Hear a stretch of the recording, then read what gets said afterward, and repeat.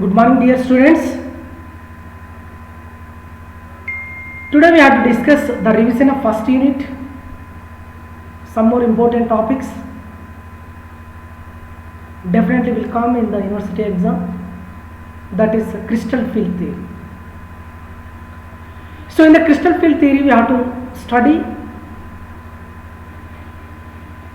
4 questions.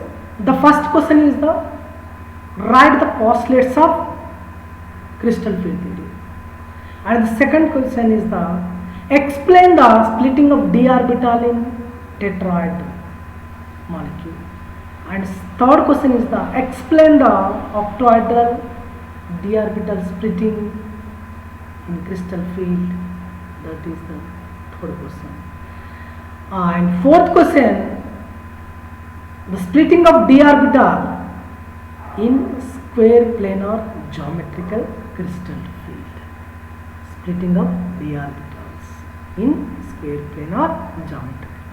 These 4 questions are more important, so we have to learn again. Already we have discussed it in the classroom again. So now crystal field, first of all we have to see the postulates. So postulates, so first what is mean by crystal field? So we know that what is the difference between the valence bond and crystal field. So valence bond is considered the metal ligand bond to be covalent. Mean covalent mean the sharing of the pair of electrons. The valence bond mean the valence electron shared the electrons to another atom. But whereas in the crystal field, the bond to be ionic, like in ionic compounds. For example, sodium chloride is ionic compound, sodium and chloride. What type of attraction is there? Electrostatic force of attraction. The electrostatic force.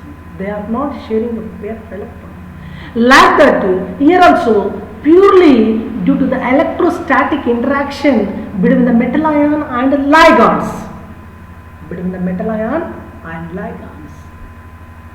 Since these interactions are similar to this present in crystals, hence this theory is called as a crystal field theory. Thus that electrostatic interaction present in where? In crystals.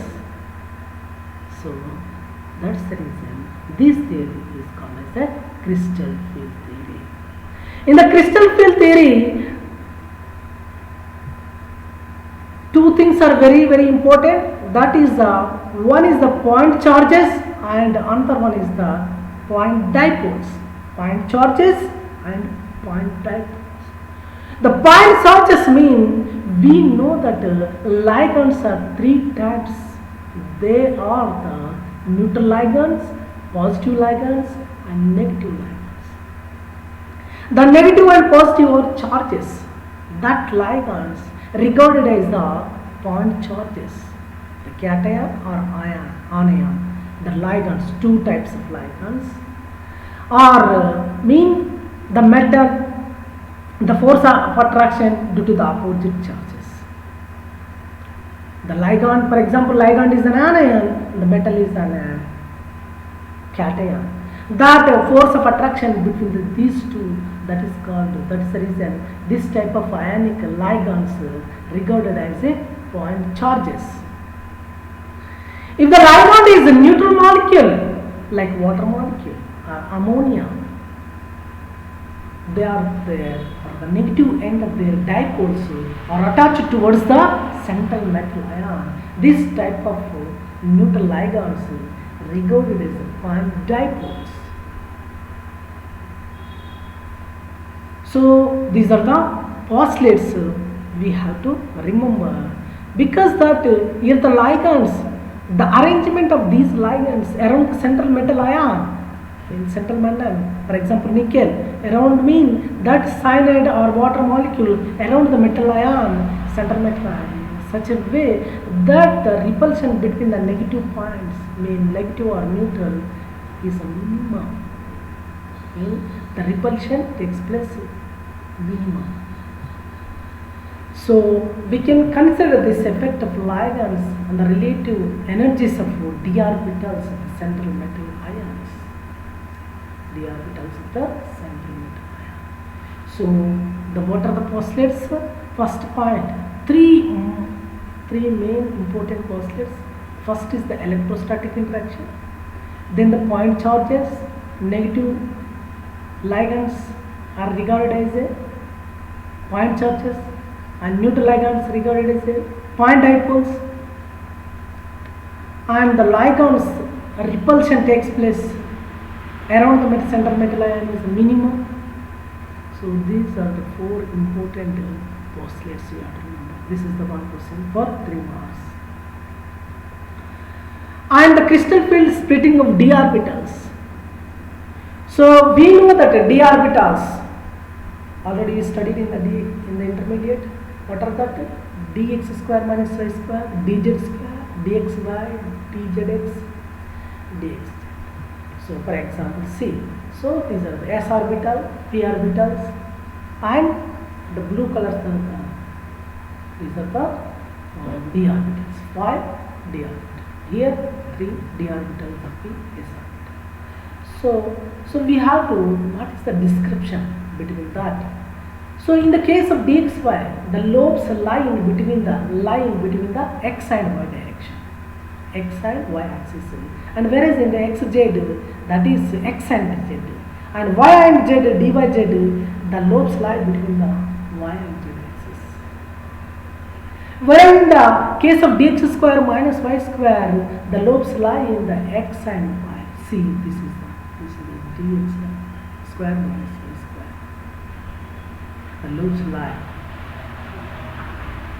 And dz square, there are 2 lobes on the z axis, and there is a donut shaped ring, that lies on xy plane around the other 2 lobes.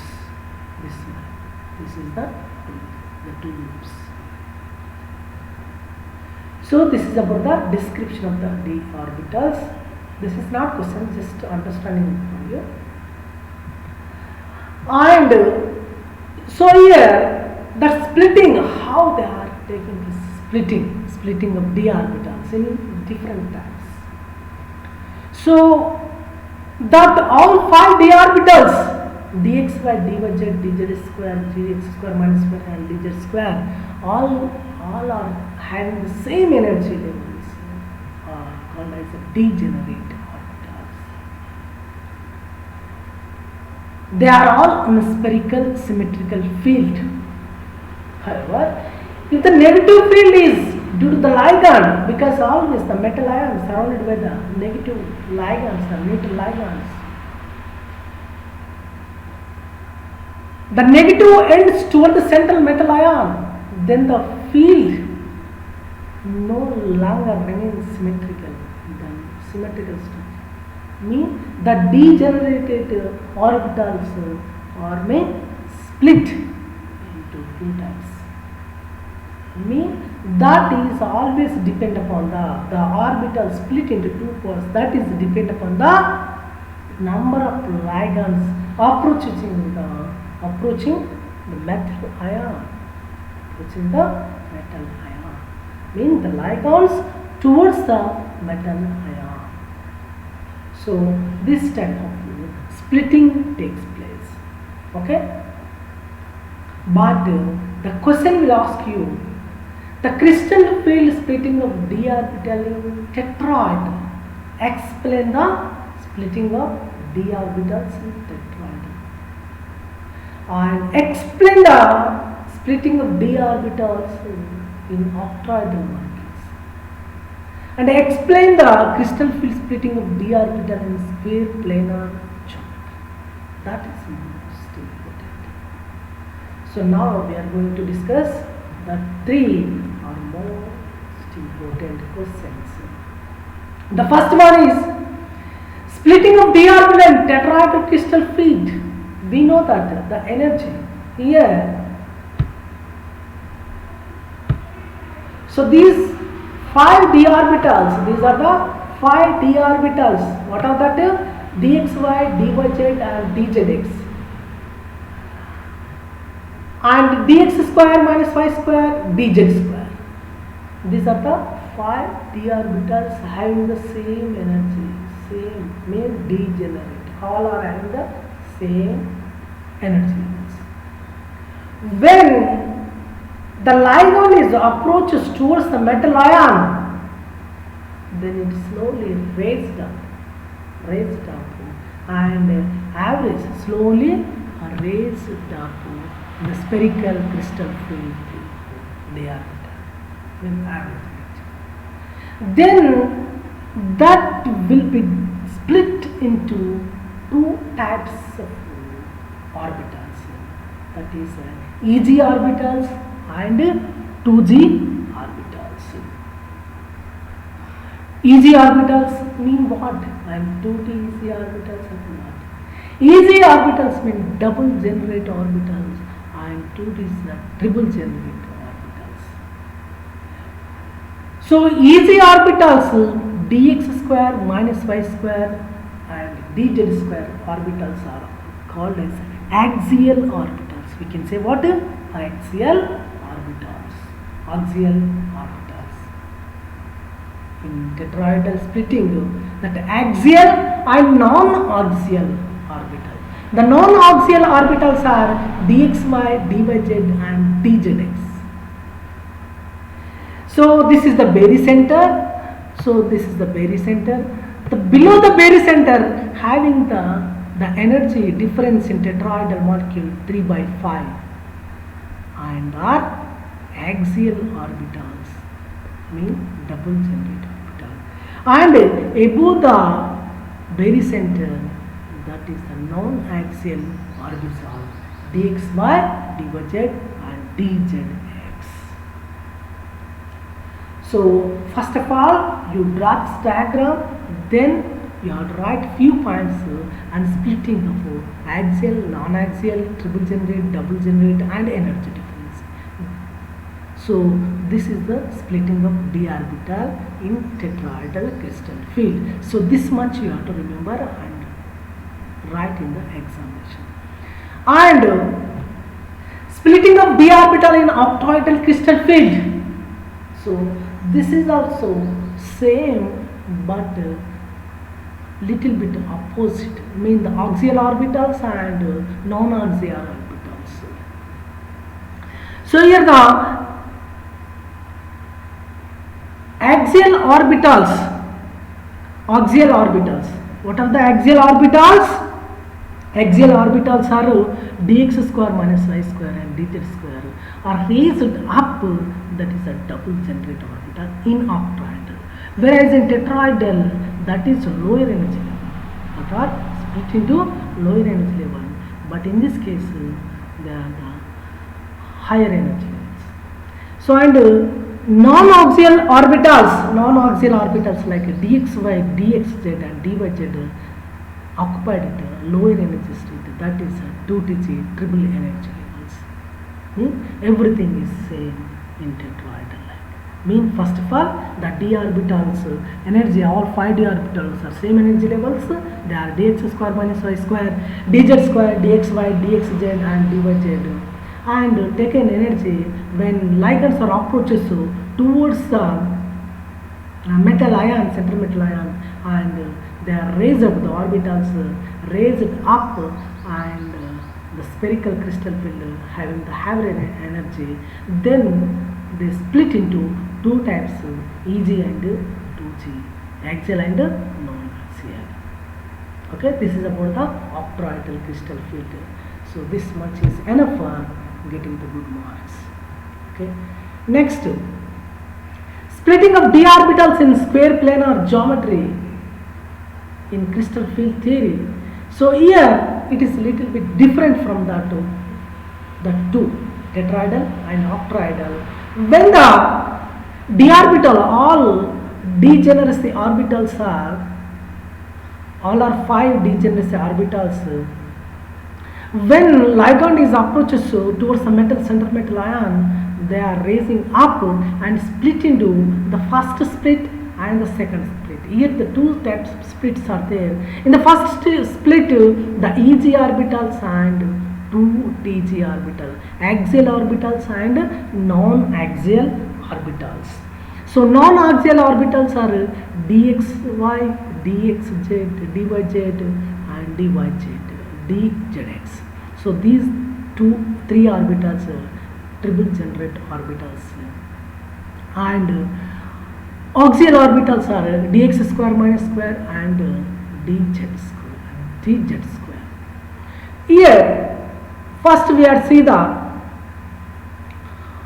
triple EG level orbitals. That EG orbitals again, that axial orbitals again split into dz square minus y square and dz square. The dz square orbital occupied at lower energy level and dz square minus y square, dx square minus y square occupied at higher energy. Why? Because what happened? So what is the reason? Here the dx square minus y square orbital surrounded by the 4 ligands, whereas dz square occupied surrounded by the 2 ligands.